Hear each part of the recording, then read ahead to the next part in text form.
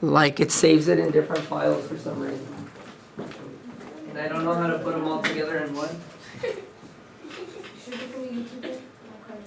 There's probably a way to do that, but I don't have the time for it, so I just like copy them, boom, go to one. No, I usually do it during fifth block or after school. Alright, so we started here, we're going to continue with the chain rule, and we were working on this problem, we rewrote it, and we're applying the quotient rule, right? So we got the first, and we did the derivative of the second, where we had to apply the chain rule, minus the first times the derivative of the bottom, right? All divided by the bottom, which is x minus 3 squared. Alright, so now it's just a matter of simplifying, okay? This is already mathematically represents the derivative, we just don't like the way it looks. So let's take it one step at a time. What cancels out in this first parentheses? The 2.5 are gone, right? Okay, we're going to be left with x minus 3 in the numerator. And this guy will go to the denominator, so we have 2x plus 5 to the half down there, right? Minus, this times this is 2x plus 5 to the half.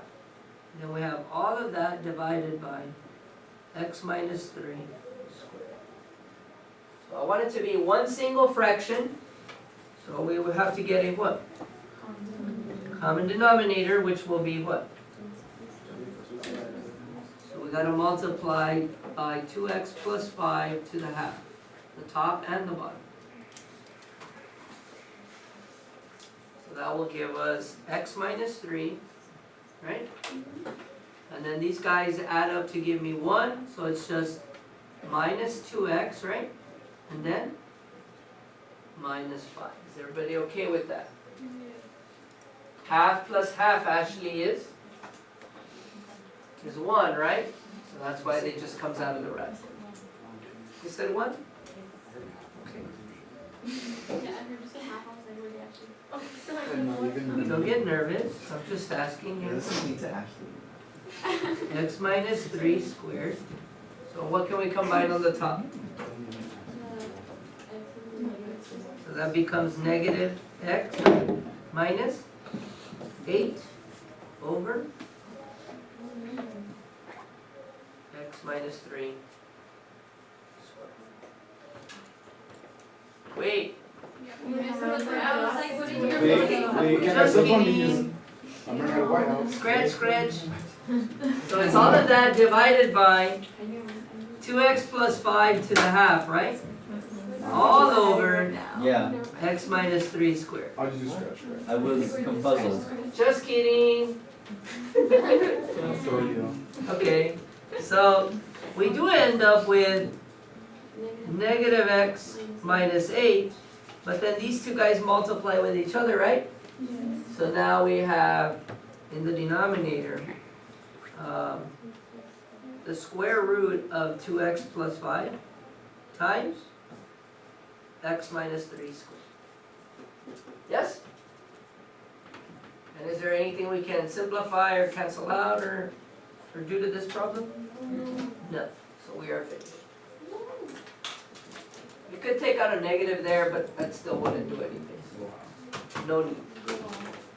Forgive me for that mistake. Remember, I am human, even though at times I seem superhuman. I'm a math teacher. Remember, I got problems.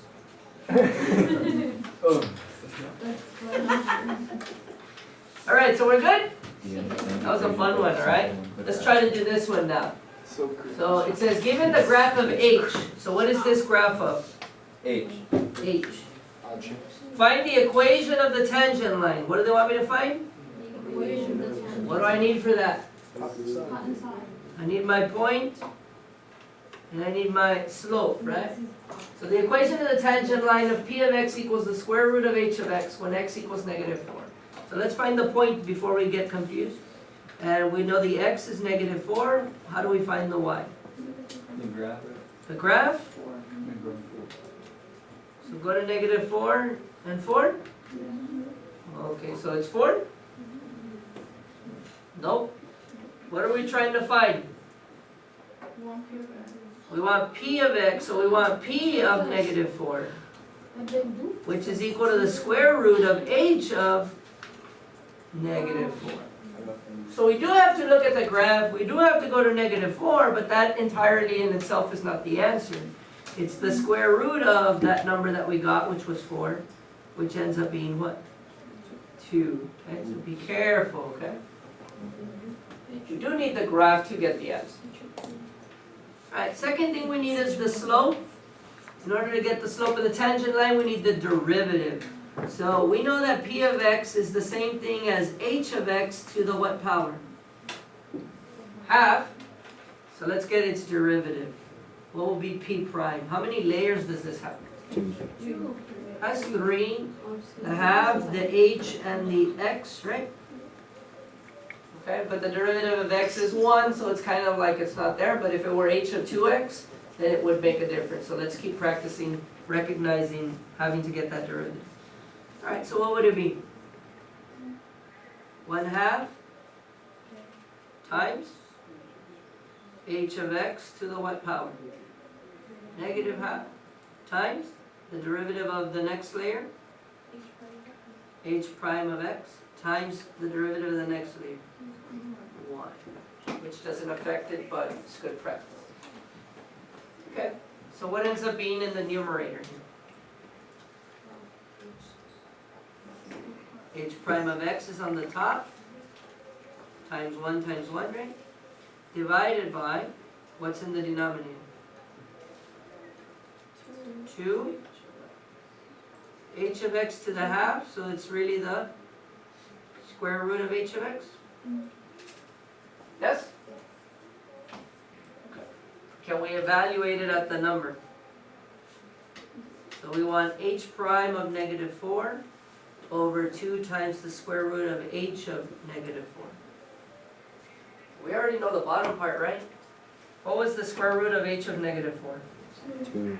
So this is 2 times 2, right? So in the denominator we have a 4. How do I find h prime of negative 4? I don't have a graph of h prime. I got a graph of h. Get the slope of h. So get the slope of the tangent line at that point. So if I draw a tangent line at this point, it would be on top of this line, right?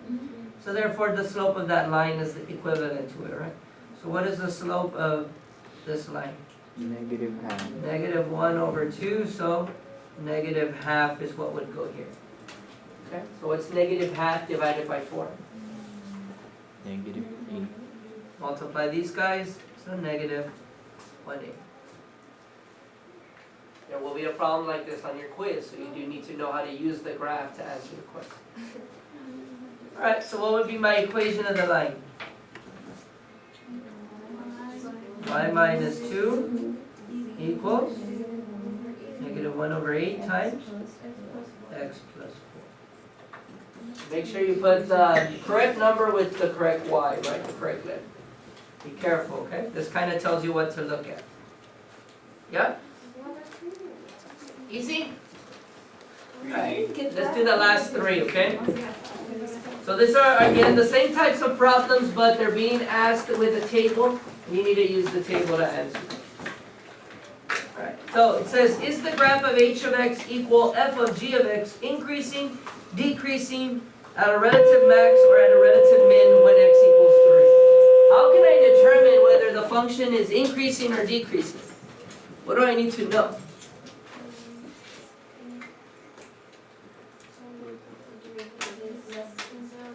Very good. If the derivative is less than 0, meaning it's negative, or if the derivative is greater than 0, meaning it's positive. So if the derivative is positive, the function is increasing. If the derivative is negative, the function is decreasing. If the derivative changes from positive to negative, what do I have? A max. If the derivative changes from negative to positive, what do I have? A relative minimum, right? Now, in order to determine that, the derivative should equal what at those relative mins or max? 0. Those are my critical what? Numbers, right? Okay, remember when we did the sines line? And you have to put your critical numbers first, and then you put your derivative signs, and then you check. Alright. So, to determine what's happening here, I need to know the derivative, and the sign of the derivative. There will be something like this on your quiz. You gotta be able to get the derivative quick, evaluate it, and then write your justification. So let's try it, okay? So we need h prime. It is the composition of functions. So how many layers does it have? Got the outside one, the g, and the x. So let's get the derivative of each one from the outside in. So what's the derivative of f? F prime, right? Times the inside g of x. Times the derivative of the next layer. G prime of x. Check. Times the derivative of the next layer. 1. So we did all the layers, we're good to go. So we need to evaluate it at what? At 3. So let's do it. H prime at 3. That's going to give me f prime of g of 3 times g prime of 3. And I'm not going to put times 1 because it doesn't do it. Let's start from the inside out now, right? So what's g of 3? 4. So we have 4 here, and now I want f prime of 4. What's f prime at 4 now? 8. So this is 8. Times, what's g prime of 3? 6, right? So we have 8 times 6, which is 28. So what do we discover about the derivative at 3? It's a positive number, right?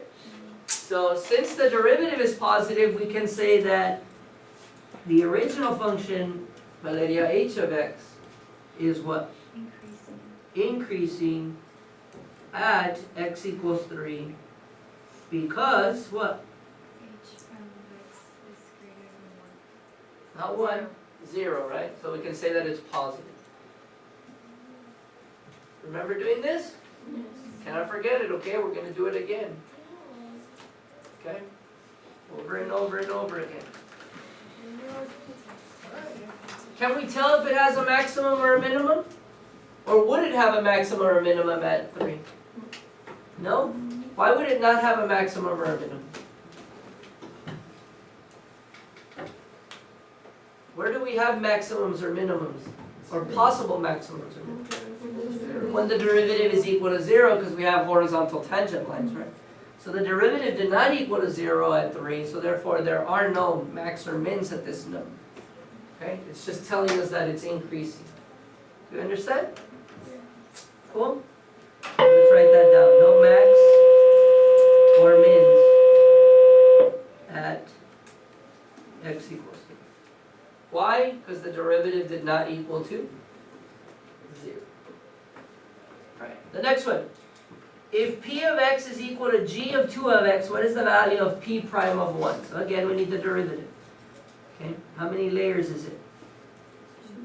2. We got the g, now we got the 2x. It's like the candy and the gum, right? This one didn't have a wrapper, but it's still good, right? It was in the bag. Hopefully nobody touched it when it went in the bag. Just missed the conveyor belt and didn't get the wrapper put on it, right?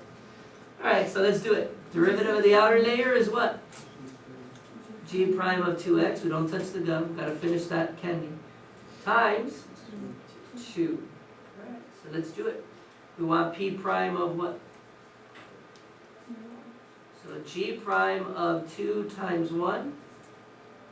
That's just g prime of 2. So what's g prime of 2? Go to 2, go all the way to g prime, we get? So negative 1 times 2. Negative 2. So in terms of practicing that skill, what can you tell me about p of x? Is decreasing at x equals 1 because p prime of x is less than 0. It's negative. Good? They didn't ask for that there. I'm just practicing it with you because there will be questions like that on the quiz. Alright, and the last one. So that way we can do the scavenger hunt. Okay? So it says q of x is equal to the square root of f of x plus g of x. What is the value of q prime of 4? And what does this value say about the graph of q of x when x equals 4? So again, we've got to find the derivative. Remember that this is f of x plus g of x to the what? All of it to the 1/2. So is it a composition of functions? Yes, it's some functions within some other function. How many layers does it have? 2. It just has this power and it has this inside. Good? So let's do it. Let's get its derivative. Q prime of x. What's it going to be? 1/2 f of x plus g of x. Don't touch that. To the negative half. Good. I thought you were going to forget that. Times the derivative of the inside, which is f prime of x plus g prime of x. And I'm going to put that all in parentheses because it's all of this times all of that. Okay? So what ends up being on the top? Because I know I'm going to have a fraction because this guy's going down. F prime of x plus g prime of x divided by 2 square root f of x plus g of x. Are we good?